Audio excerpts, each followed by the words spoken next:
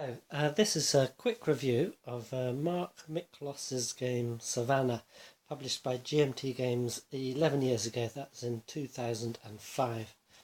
Before I go on any further, I'd just like to say a big thank you to all my new subscribers. It's amazing what a little bit of publicity can do, and I thank you very much for your interest, and of course thank you for my older subscribers as well, and I hope you keep enjoying the content on this channel. And please do give me feedback at any time, or requests, comments, all that kind of thing is greatly appreciated. Okay, so this is just a quick review because I've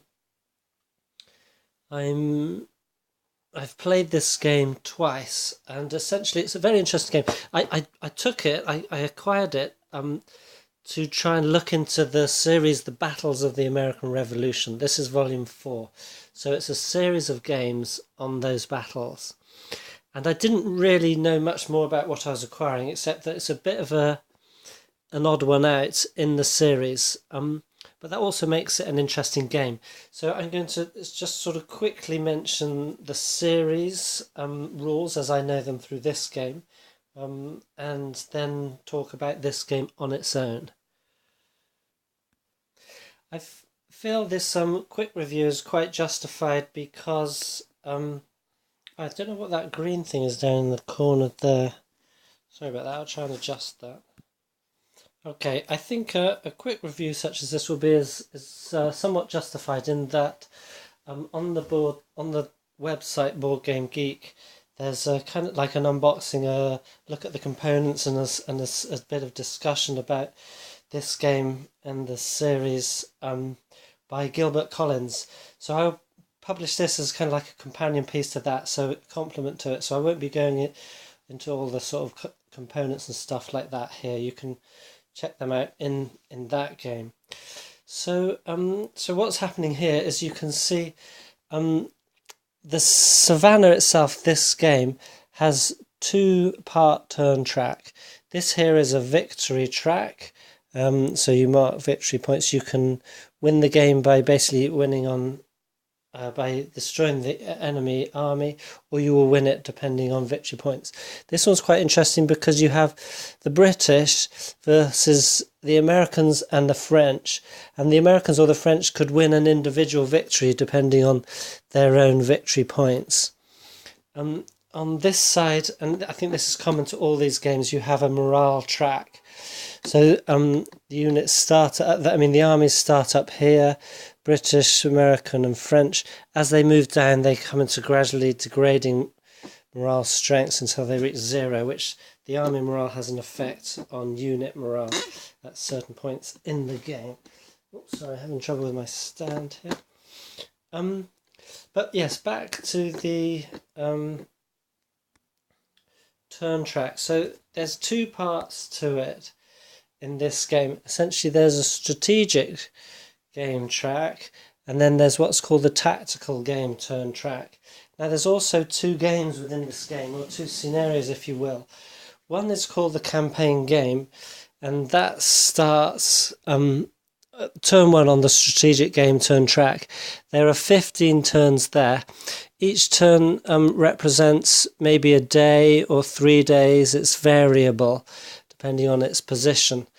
And essentially what happens there is the units will come on according to a reinforcement schedule. So there's a fair few, but not all of these, but a fair few. These are all the British units. These are all the units on the board here now. Essentially what I did is I ended this game at the end of the strategic turn track, so we're just about to start the tactical turns. So at the start there's a fair few units in Savannah. This is the city of Savannah itself. There's a fair few British units there, but the Americans come on from here. So they sort of filter on over various turns on the strategic turn track. Some more British reinforcements come down here. Many appear as if by magic in Savannah, so either they come by boat or they are mustered from within the city itself. And then all the way over here is where the French reinforcements or the French army generally comes on. Now, at late time in the strategic game turn track, there's a chance of variable entries, so they could come on here, here, here, as Gilbert showed in his video. But essentially, the strategic game is all about that. It's like you're bringing on the Americans, you're bringing on the French. Nothing much is happening as they come on, unless the British Army decides to move some men out and sortie against them. Now, I found in my one play of the strategic game, but I think it's going to be true however many plays you play, that is quite dangerous because, for instance, I sent out a strong unit here with a leader in charge and a couple of other sort of militia units, flank defenders. He came out to about here to try and delay the French, because the Americans build up quite slowly to start with. So the idea was just to see what would happen. I don't think there's going to be any case where you'll move completely out of the city of Savannah as the British and fight outside its perimeters, because they're already in place at the start of the game. A lot of defensive works. So you have fortress areas, redoubts, and you've got slopes and so forth. So that's just too good a position for the British to remove themselves from.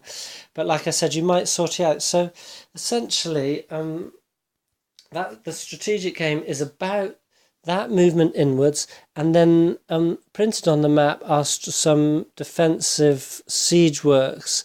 So like tunnels, ramparts, and so forth to protect the French besiegers. The Americans didn't seem to bother doing that. Now they're printed on the map for if you play the tactical game. If you play the strategic game, you decide where those go. So that's another thing you can do in the strategic game, is you can actually lay the defensive works down yourself.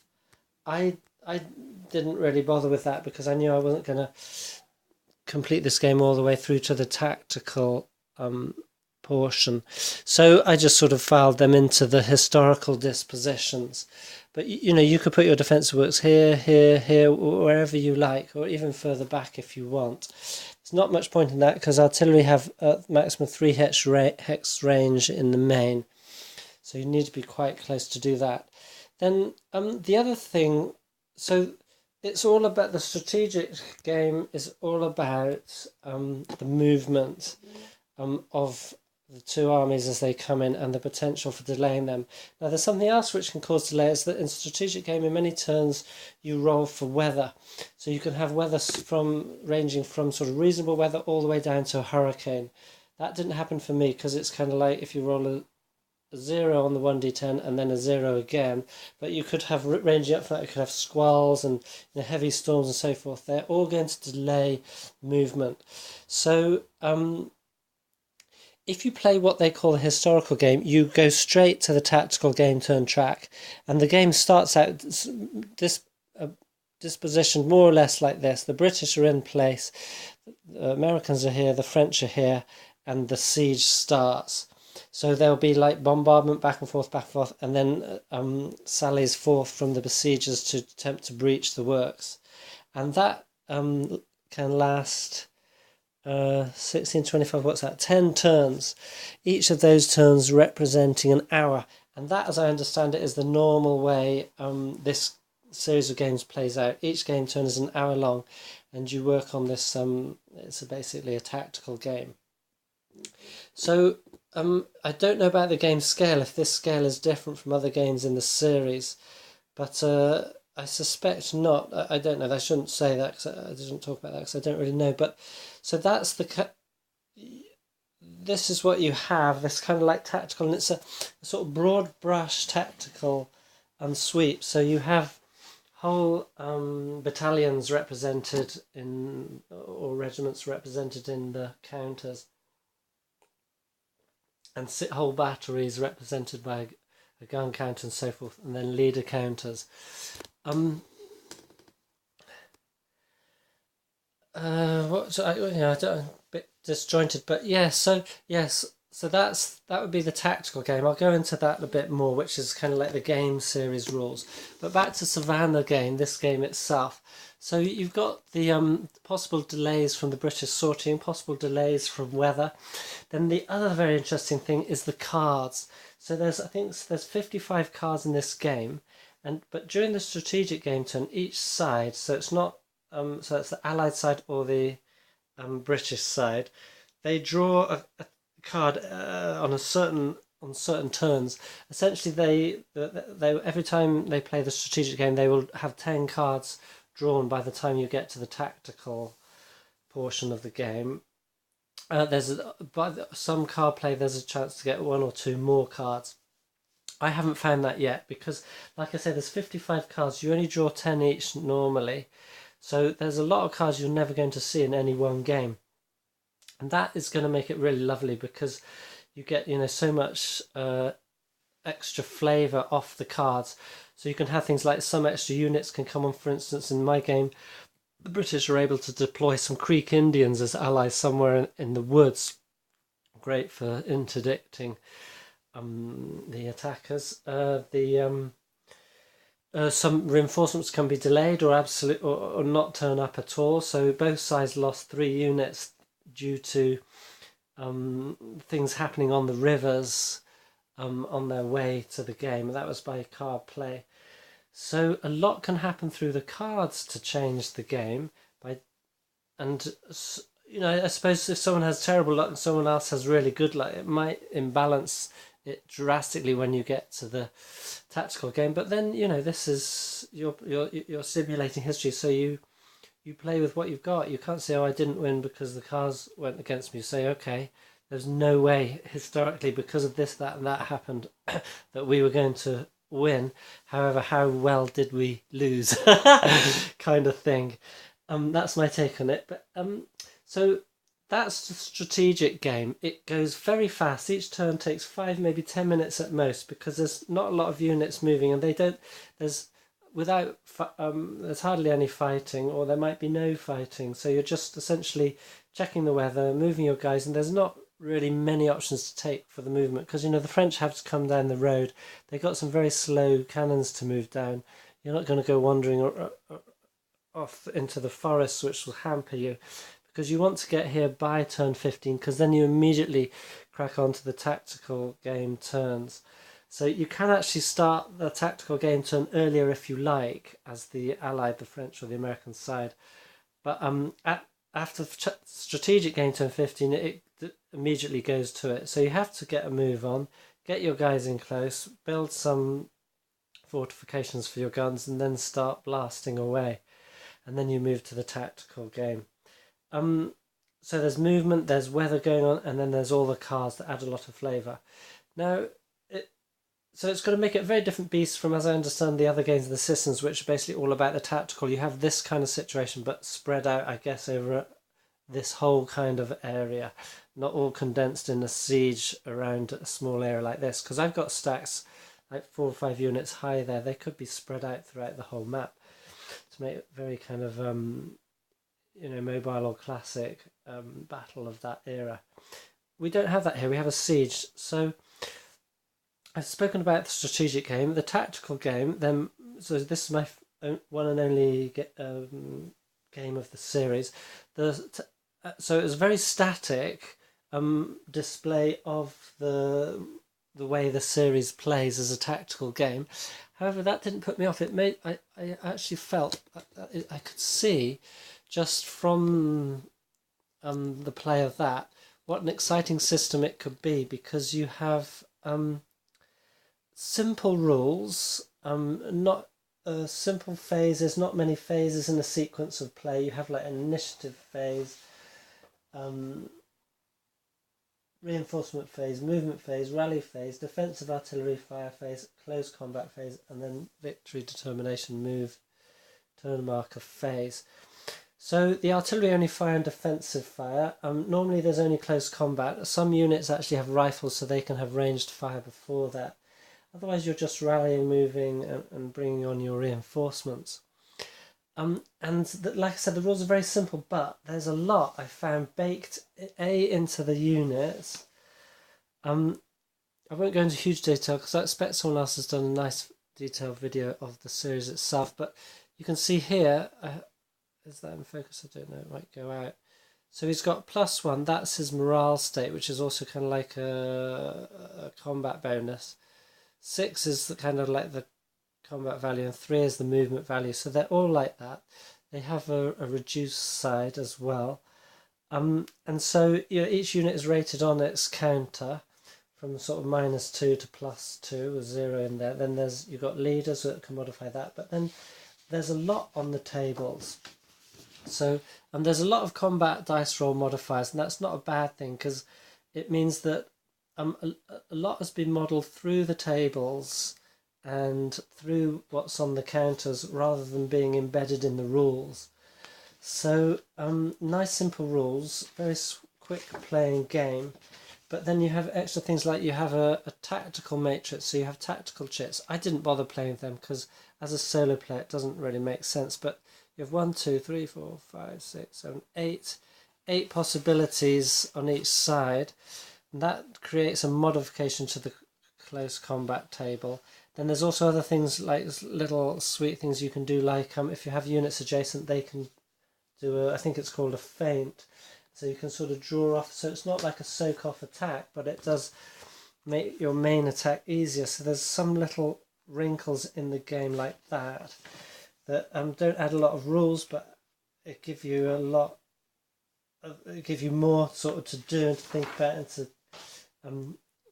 bigger meal to have. So that's my sort of summary of the tactical game. Is that it's very sweet. And it, in a simple game, it sort of bakes a lot in through the counters and the tables. So there's a lot of flavour in there through simple rules. And I would love to play this series in a whole big tactical game. The strategic game I summarised as it's an interesting and brisk sort of run-up to the siege, which means that you never have to play the same siege twice. And as the British player, you can sortie out your heart's desire. You could even, come out in full-on combat, maybe try and destroy the Americans before the French can get there, something like that. You could. It might be madness, but you never know.